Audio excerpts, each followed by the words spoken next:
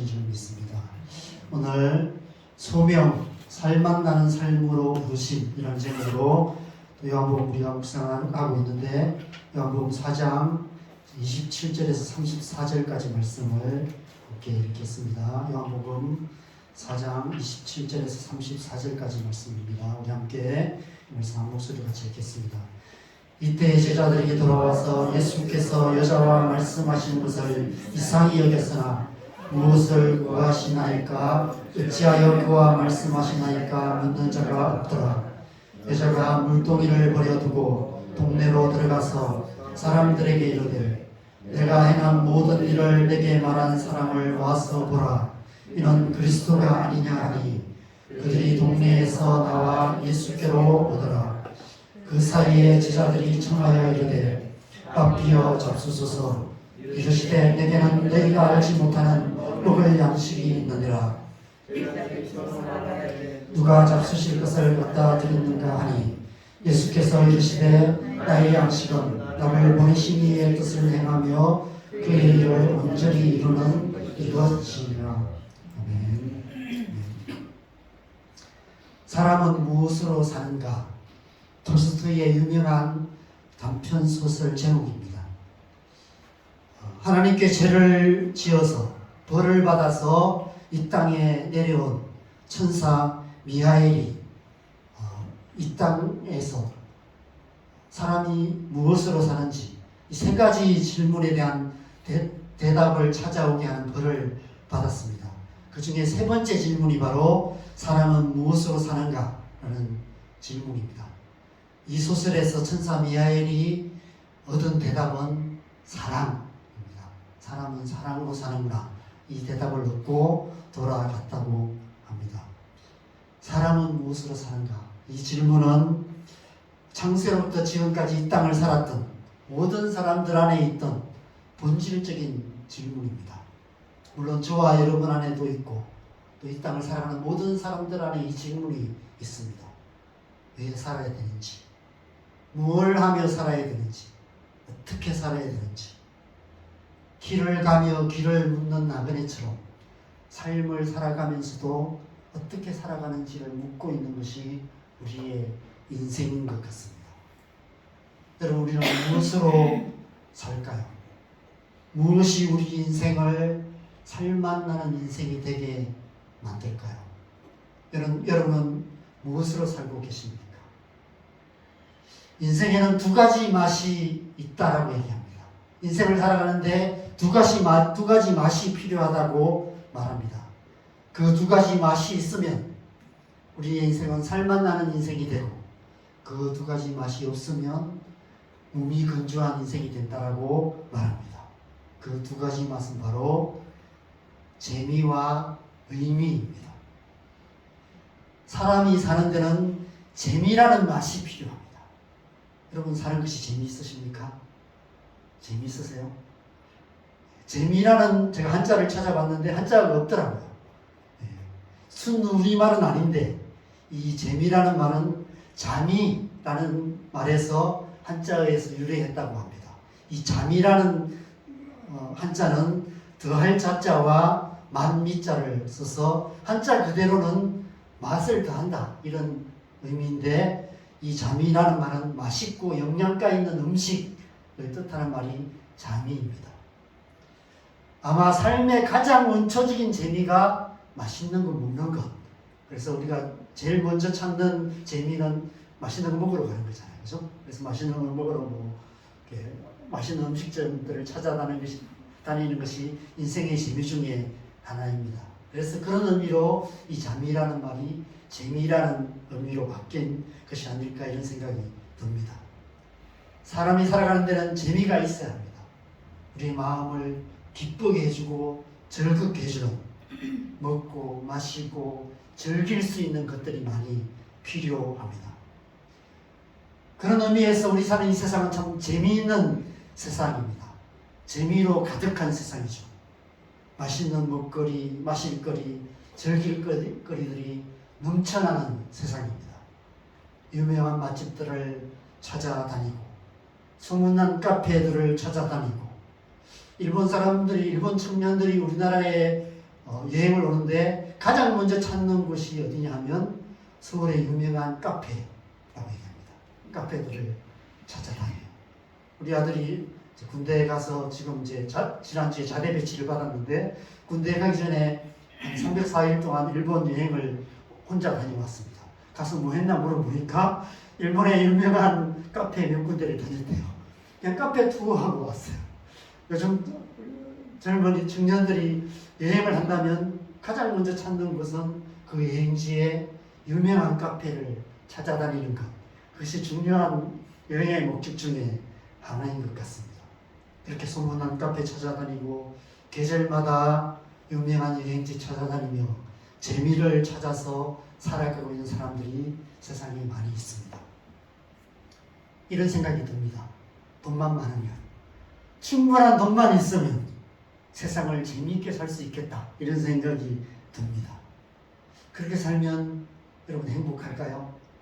그렇게 살면 만족할까요? 그럴 것 같지만 꼭 그렇지만은 않은 것 같습니다.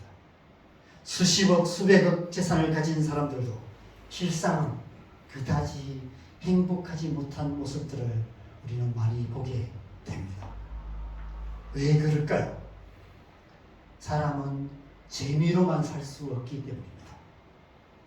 재미보다 더 깊은 필요가 우리 안에 있기 때문입니다. 오늘날 나 혼자 살면서 날마다 재미만을 추구하는 사람들이 많이 있습니다.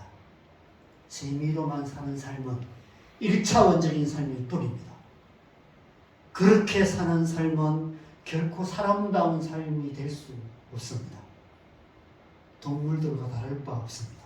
여러분, 동물들은 1차원적인 삶으로만 충분히 행복할 수 있습니다. 그러나 사람은 그럴 수가 없어요.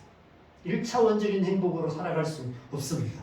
더 높은 차원의 삶, 더 깊은 차원의 삶, 사람다운 삶을 추구하는 마음이 우리 안에 있습니다.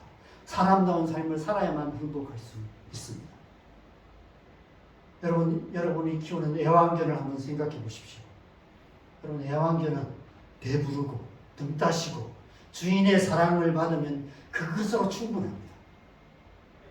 그런데 사람들은 그럴 수가 없어요. 먹고 마시고 즐기며 재미있게 사는 것으로 충분하지 않습니다. 사랑하는 가족들이 있지만 그것으로도 만족할 수 없는 더 깊은 갈망이 우리 안에 있습니다. 사람다운 삶에는 재미보다 더 깊은 맛이 필요한데 그것이 바로 의미입니다. 모든 사람들의 마음 깊은 곳에는 의미를 추구하는 마음이 있습니다. 사람은 무엇으로 사는가? 이 질문은 궁극적으로 삶의 의미가 무엇인가? 라는 것을 묻는 질문인 것이죠. 여러분, 노댕에 생각하는 사람이라는 조각상이 있습니다. 무슨 생각을 할까요? 옛날 농담처럼 그런 얘기를 했죠. 내 빤스 어디 있나? 이거 생각하고 있다고 이런 농담들을 많이 했죠. 사람은 무엇으로 사는가? 이것을 생각하고 있지 않을까? 삶의 의미가 무엇인가? 존재의 의미가 무엇인가를 생각하고 있습니다. 사람은 그런 존재입니다. 인간이라는 존재가 무엇인지를 잘 표현하고 있는 조각상인 것이죠. 여러분, 재미와 마찬가지로 의미라는 단어에도 만미자가 들어갑니다. 그런데 그 맛은 동물들은 모르는 맛입니다. 여러분, 개와 고양이가 여러분의 동물들 중에 존재의 의미를 생각하는 동물들이 있을까요? 개와 고양이는 그런 생각 안 합니다. 재미만으로도 충분합니다. 배부르고 등 따시고 하루 한 번씩 산책시켜주고 장난감으로 놀아주면 그것으로 충분합니다. 그것으로 만족합니다. 그러나 사람은 그렇지가 않아요. 1차원적인 필요가 채워지는 것으로 참 충분하지 않습니다. 나라는 존재를 의미 있게 해주는, 내 삶을 의미 있게 해주는 무언가가 필요합니다. 여러분, 이 노래 아십니까? 고래사냥이라는 노래. 아주 옛날 노래, 송창식 씨가 부른 노래입니다. 술 마시고 노래하고 춤을 춰봐도 가슴에는 하나가득 슬픔뿐이네. 무엇을 할 것인가 둘러보아도 보이는 건 모두가 돌아앉았네. 자 떠나자 동해 바다로 신화처럼 숨을 쉬는 고래잡으로. 저도 학교 다닐 때 이 노래 많이 불렀던 것 같습니다. 그때는 무슨 의미인지도 모르고 불렀던 것 같습니다. 왜 고래잡으로 가겠다는 것일까요? 고래가 무엇을 의미할까요? 삶의 의미를 말하는 것입니다. 먹고 마시고 즐기며 재미있게 사는 삶으로 만족할 수 없는 더 깊은 영혼의 갈망, 인간 존재의 본질적인 갈망, 의미를 찾는 인생의 한 차원 더 높은 움직임, 그것을 표현하는 것이죠. 여러분, 성장한다는 것은 사람이 되어가는 과정입니다. 사람이 사람 되어져 가는 과정이 삶이라고 제가 말씀을 드렸습니다. 그래서 삶이라는 단어는 사람을 줄여놓은 것이죠. 우리는 삶을 통해서 사람이 되어갑니다. 그런데 재미만을 쫓아서 살아가면 결코 사람이 될 수 없어요. 사람이 사람되게 되어가는 과정, 그것은 재미에서 의미로 발돋움해 가는 것입니다. 의미 있는 삶을 살아가기 시작할 때 사람이 사람 되어 갈 수 있는 것입니다. 어른이 된다는 것은 재미있는 삶에서 의미 있는 삶으로 발돋움해 가는 거예요. 여러분, 어린아이들을 생각해 보십시오. 어린아이들은 무엇을 찾아다닐까요? 하루 종일 뭐 재미있는 것 없나? 그것만 생각하면서 이 동네 저 동네를, 온 동네를 뒤지고 다닙니다. 왜 웃으시나요? 그런 사람들이 있나 봅니다. 어릴 때, 여러분 어릴 때를 생각해 보십시오. 이 동네 저 동네 뭐 재밌는 거 없나? 재밌는 친구들 찾아서 싸돌아다녔습니다. 물론 오늘날은 그렇게 동네를 뒤지고 다니는 아이들 별로 없습니다. 오늘날은 다 방만해서 스마트폰, 컴퓨터 속에서 그 네모난 세상 속에서 뭐 재미있는 것 없나? 그것을 뒤지고 다니고 있습니다. 온라인 세상 속을 뒤지고 다니고 있는 것이죠. 그 재미에 너무 깊이 빠져서 헤어나지 못하는 중독적인 상태가 되어가고 있습니다. 여러분, 사춘기라는 시간은 어떤 시간일까요? 여러분, 사춘기라는 시간은 재미에서 의미로 발돋움하는 시간입니다. 의미를 찾기 시작해요. 그래서 반항하기 시작하고 뭔가 어떤 틀을 깨기 시작하고 의미를 찾는 거예요.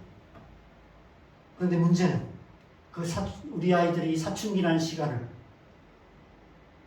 학교에서 네모난 그 교실 공간에서 네모난 책상 앞에 앉아서 네모난 책 속에서 그렇게 살아가고 있어요. 집에서는 네모난 스마트폰, 네모난 TV, 네모난 컴퓨터 앞에서 그 속에서 헤어나지 못하고 있어요. 그 네모 반듯한 틀 속에 갇혀 있습니다. 그래서인지 오늘날 이 세상은 성장하지 않는 세상이 되어 있습니다. 키덜트라는 말을 여러분 아실 겁니다. 어른아이라는 말입니다. 몸은 어른인데 그 속은 아직 어린아이, 그 삶은 아직 어린아이 수준을 벗어나지 못하고 있는 것이죠. 여전히 재미만을 찾아다니고 있다는 것입니다. 컴퓨터 게임에 빠져있는 어른들이 너무 많습니다. 뉴스들이 많이 나오죠. 컴퓨터 게임에 빠져서 자녀들을 돌보지 않고 자녀들 방치하고 그러고 있는 그런 어른들, 부모들의 모습. 결혼해서 부부싸움하는 많은 이유 중에 하나가 게임 문제인 경우가 많이 있습니다. 게임에 빠져있는 어른들, 값비싼 장난감을 모으고 장난감을 가지고 노는 어른들이 많이 있습니다. 재미에서 의미로 발돋움하지 못한 어른 아이들, 그런 아이들로 가득한 세상, 그게 오늘날 우리 사는 이 세상입니다. 결혼해서 자녀를 낳고 키우며 하루하루 일상의 삶에 주어지는 일들을 감당해 가는 삶은 쉽지는 않아요. 나 혼자 살며 내 마음대로 사는 삶에 비하면 정말 재미없고 지루하고 힘든 삶일 수밖에 없습니다. 그러나 그 삶 속에는 재미라는 맛과는 차원이 다른 더 깊은 맛이 담겨져 있습니다. 바로 의미라는 맛입니다. 여러분, 삶의 의미가 무엇일까 생각해 봅니다. 제가 지금까지 나름 열심히 살고 사역도 했고 그렇게 했는데 지나고 보니까 그죠? 남는 게 별로 없어요. 남는 걸 보니까 자녀들밖에 남는 게 없어요. 가면 갈수록 요즘 참 자녀라는 존재가 나를 의미 있게 하는구나. 내가 이 세상 살다가 가서 남겨놓은 게 뭔가 생각해 보니까 자녀들밖에 없는 거예요. 여러분 어떠십니까? 남은 게 뭐가 있으세요? 여러분이 살다가 이 세상 떠나고 나면 뭐가 남겠습니까? 자녀들밖에 없는 게 자녀라는 존재.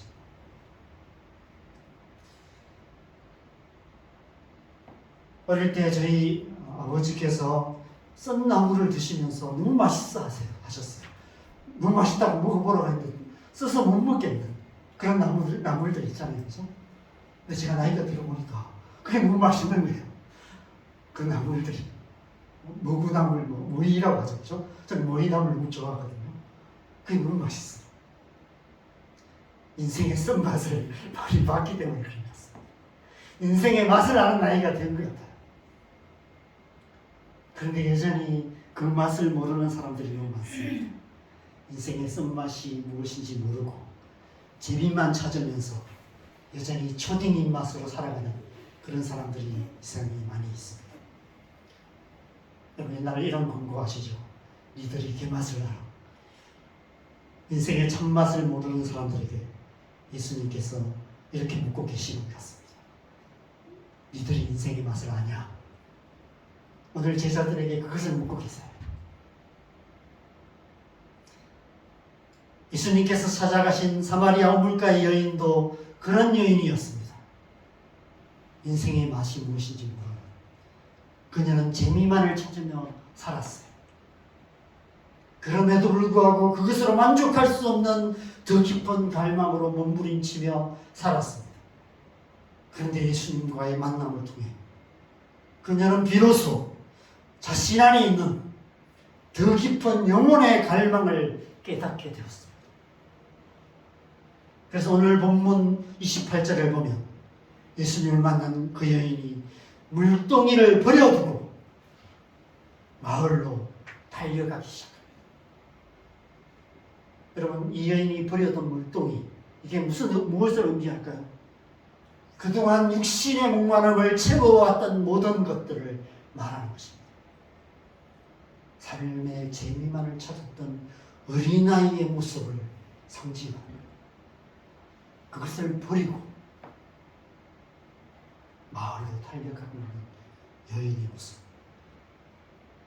예수님을 만나자 새로운 차원의 삶의 눈이 뜨여지게 된 것입니다. 그 여인은 지금 자기도 모르게 의미를 향해서 달려가고 재미에서 의미로 발돋움하기 시작한 것입니다. 예수님을 만난 모든 사람들의 삶에 이런 변화가 있어요.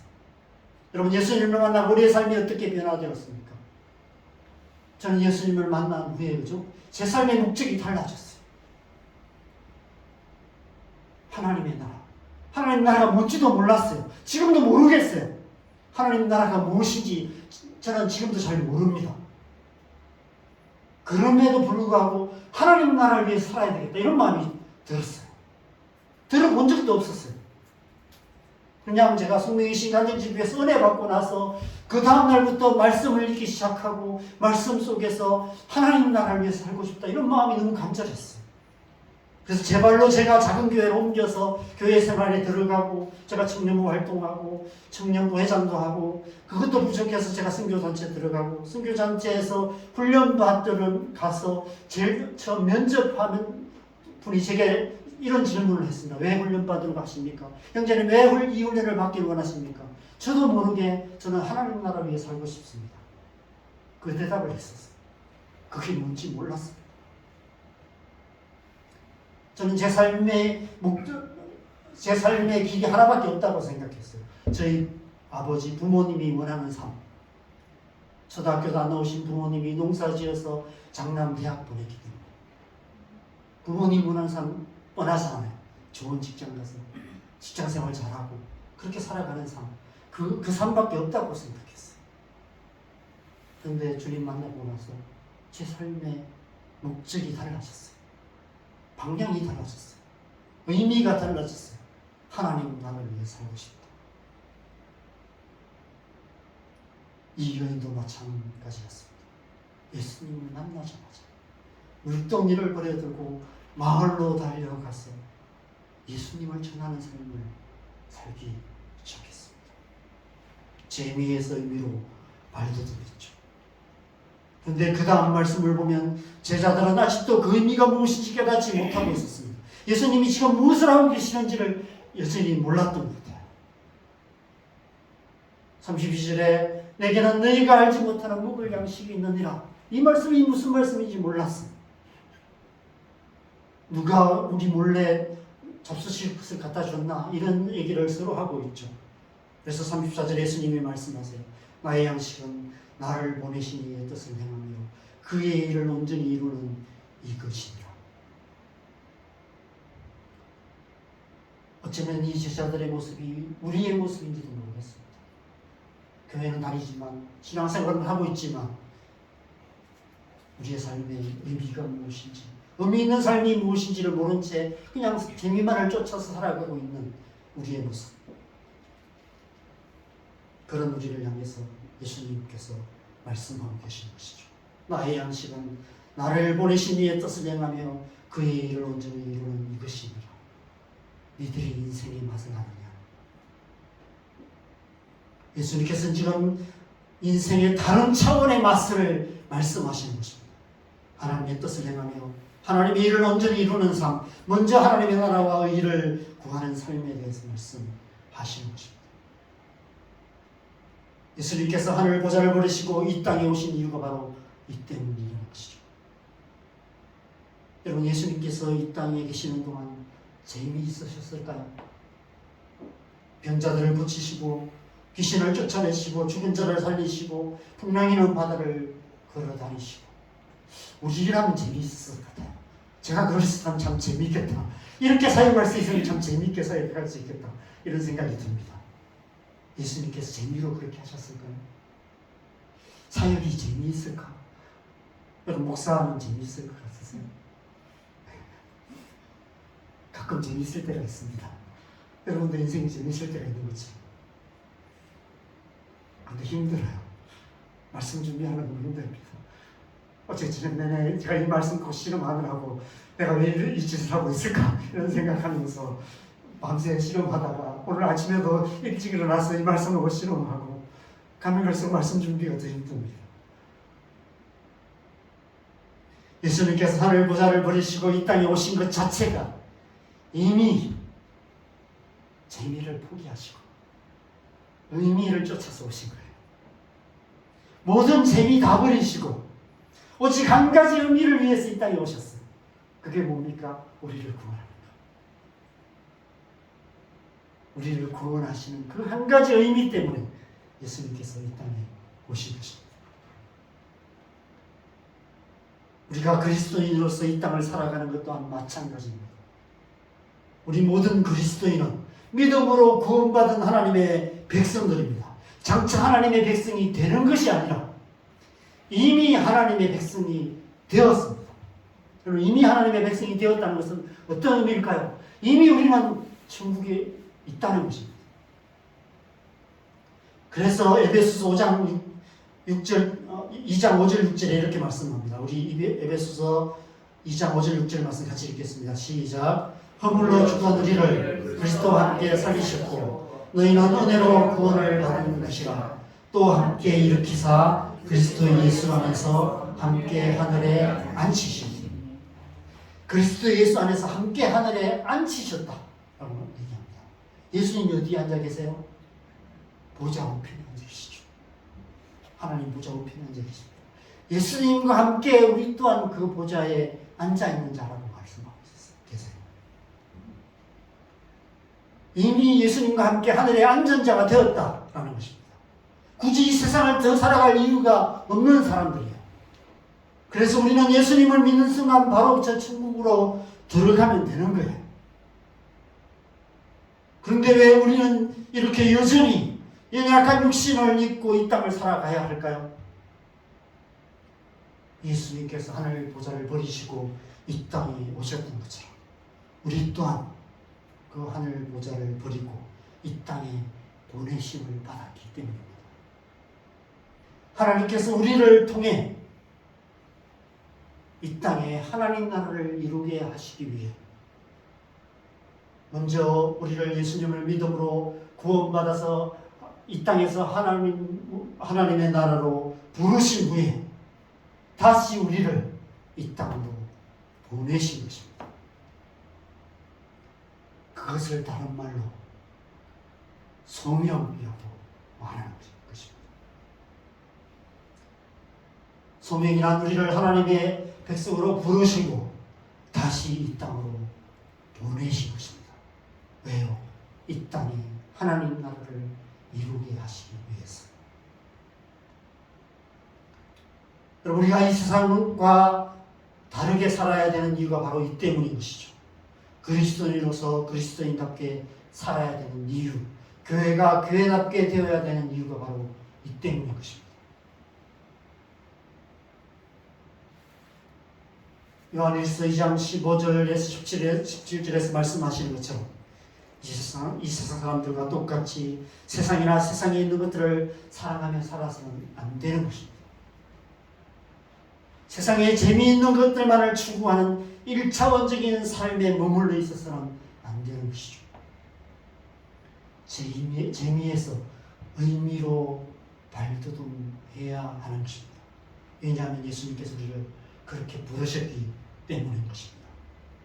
예수님께서 말씀하신 세상이 알지 못하는 양식, 우리를 보내신 이의 뜻을 행하며 그의 일을 온전히 이루는 삶을 살아가는 것, 오직 하나님의 뜻을 행하는 자는 영원히 거하느니라. 그 삶으로 우리를 부르신 것입니다. 그 삶으로 우리를 보내신 것입니다. AVP 출판사에서 나온 존 화이트의 헌신의 대가라는 책을 보면 이런 내용이 있습니다. 제가 아주 오래전에 읽어서 무슨 내용인지 몰라서 이제 인터넷을 다시 찾아봤는데 멕시코에 사는 미국인 공산주의자가 미국에 있는 약혼자에게 파혼을 알리는 편지라고 그렇게 소개하고 있습니다. 왜 이 미국의 공산주의자가 멕시코에 살고 있는지 잘 모르겠어요. 아마 과거 오래전에 냉전 시대에 미국에도 공산주의가 많이 소련과 미국과 이렇게 대치되고 있을 때 미국에도 공산주의가 많이 있었던 것 같습니다. 아마 그렇게 미국의 공산주의자들이 핍박을 피해서 아마 멕시코로 피했을 때가 있었던 것 같습니다. 이 약혼자가 이런 편지를 썼다고 얘기합니다. 제가 간단하게 요약해서 제가 한번 읽어볼게요. 여러분 한번 들어보십시오. 우리 공산주의자들은 여러 가지 재난으로 고난을 겪고 있어 총에 맞기도 하고 교수형을 당하기도 하며 투옥당하고 비방을 받으며 일터에서 쫓겨나는 사람들이요. 우리는 궁핍하게 살고 있어. 우리는 번 것 중에서 사는데 반드시 필요한 것을 뺀 나머지 돈은 모두 당에 바치오. 우리 공산주의자들은 자주 영화관이나 연주회에 갈 시간도 없고 돈도 없어. 또 아름다운 집과 새 차를 살 돈도 없어. 우리는 광신자들이요. 우리의 삶은 오직 한 가지 궁극적인 것에 지배를 받소. 그것은 바로 세계 공산화를 위한 투쟁이요. 우리는 뭔가 목숨을 걸 만한 대의 명분을 가지고 있어. 우리는 인류라는 거대한 강물 속에 개인의 하찮은 정체성을 던져버린다고. 내가 진심으로 헌신하고 있는 것은 바로 공산주의의 대의명분이요. 공산주의의 대의명분은 나의 생명, 사업, 종교, 취미, 애인, 아내, 여왕, 나의 낙과 즐거움이요. 낮에는 공산주의의 대의명분을 위해 일하고 밤에는 공산주의에 대한 꿈을 꾼다오. 시간이 지나면서 나는 더욱더 공산주의의 대의명분에 사로잡히게 되고, 그러므로 내 삶에 생명을 불어넣고 내 삶을 지배하는 이 힘과 관련되지 않는다면 나는 그런 친구나 연인과는 사귈 수 없으며 대화조차 나눌 수 없어. 나는 이미 내 사상을 지키기 위해 감옥에도 갔다 온 적이 있고, 또 필요하다면 언제라도 죽을 각오가 되어 있어. 이 편지를 받은 약혼자가 어떻게 했을까 참 궁금합니다. 공산주의라는 이데올로기가 얼마나 무서운지를 알 수 있는 편지인 것 같습니다. 이 편지에서 대의명분이라고 표현한 공산주의 이데올로기 때문에 수천만 명이 목숨을 잃었습니다. 여러분, 이데올로기라는 것은 참 무섭습니다. 오늘날도 이데올로기에 사로잡혀 있는 사람들이 많이 있습니다. 오늘날 우리나라도 많이 있죠. 정치적인 이데올로기 싸움이 너무 많습니다. 좌파, 우파 이런 이데올로기가 싸움 때문에 나라가 분열되고 있습니다. 이데올로기는 의미를 찾는 우리 인생의 몸부림에 딱 맞는 배경음악을 제공해 줍니다. 그래서 의미를 찾는 우리의 몸부림이 마치 황홀한 춤처럼 느껴지게 만들어요. 그래서 이데올로기에 빠지면 헤어나올 수가 없어요. 거기에 사로잡히게 돼요. 분별력을 잃어버리게 됩니다. 이단에 빠지는 사람들도 마찬가지입니다. 종교적인 이데올로기가 부여해주는 그 의미에 사로잡혀서 자녀도 버리고 가족도 버리고 목숨까지 걸게 돼요. 여러분, 과거 역사 속에 대의명분에 목숨을 걸고 살았던 사람들이 많이 있습니다. 그런 사람들 가운데는 정말 삶의 긍정적인, 세상에 긍정적인 역할을 했던 사람들도 많이 있습니다. 그런 사람들을 우리는 위인이라고 얘기하죠. 그런데 여러분, 이데올로기라는 게, 대의명분이라는 게 반드시 긍정적인 것으로만 나타나지 않아요. 대표적인 것이 바로 공산주의죠. 사회에 악영향을 끼치는 이데올로기도 많이 있습니다. 오늘날 이 세상도 마찬가지죠. 우리나라 역사 속에 수많은 침략 전쟁을 겪을 때 나라를 지키기 위해서 목숨을 걸고 싸웠던 조상들이 많이 계십니다.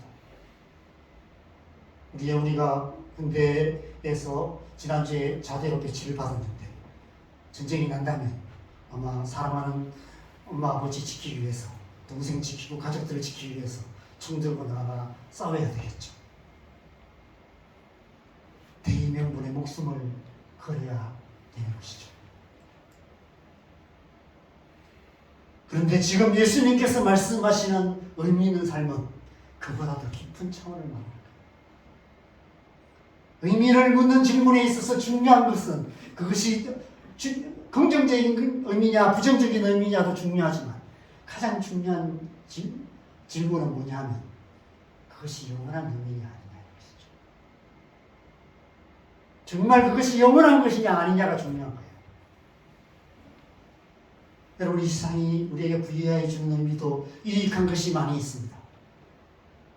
그러나 그 어떤 유익한 이데올로기, 유익한 대의명분도 우리 인생이 끝나면 다 끝날 수밖에 없어요.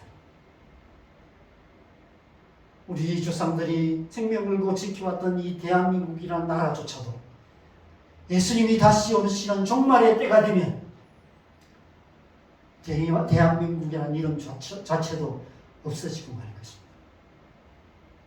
이 세상 모든 나라들은 다 쇠하게 될 것이고 오직 하나님 나라만 우뚝 서게 될 거예요. 이 세상도 그 정욕도 다 진화가 됩니다. 오직 하나님의 뜻을 행하는 자는 영원히 거하게 될 것입니다. 그래서 마태복음 6장 33절에 이렇게 말씀하십니다. 같이 읽겠습니다. 시작. 그런 정도이는 먼저 그의 나라와 그의 의를 구하라. 그리하면 이 모든 것을 너희에게 더하시리라. 그럼 그래서 우리는 먼저 하나님의 나라와 그 일을 구하는 삶을 살아야 하는 것입니다. 우리의 삶이, 우리의 하루하루의 삶이 이 땅에 있는 즐거움, 이 땅에 있는 재미, 이 땅에 있는 양식을 구하며 살아가는 삶이 아니라 저 영원한 하나님 나라의 의미를 찾아가는 삶, 재미에서 의미로 발돋움하는 그런 삶을 살아가야 하는 것이죠. 예수님께서 제자들을 그리고 저와 여러분을 그 영원한 의미로 부르고 계시는 것입니다. 영원히 살만 나는 삶으로 우리를 부르고 계시는 것이죠. 사람이 무엇으로 사는가? 사람은 의미로 삽니다. 사람다운 삶은 의미로 사는 삶입니다. 영원한 하나님 나라를 위해서 살아가는 삶, 그것이 영원히 의미 있는 삶이라고 말씀하고 있는 것이죠. 이 하나님의 부르심을 따라 살아가시기 바랍니다. 그 영원한 부르심을 따라서 먼저 하나님의 나라와 그 일을 구하며 오직 하나님의 뜻을 온전히 행하는 삶을 살아가시기 바랍니다. 재미에서 의미로 날마다 발돋움하며 영원한 의미를 향해서 살아가는 저와 여러분의 삶, 그래서 저와 여러분의 인생이 소명으로 사는 인생, 정말 살만 나는 인생 되시기를 주님의 이름으로 간절히 축원합니다. 우리 함께 우리 찬양하면서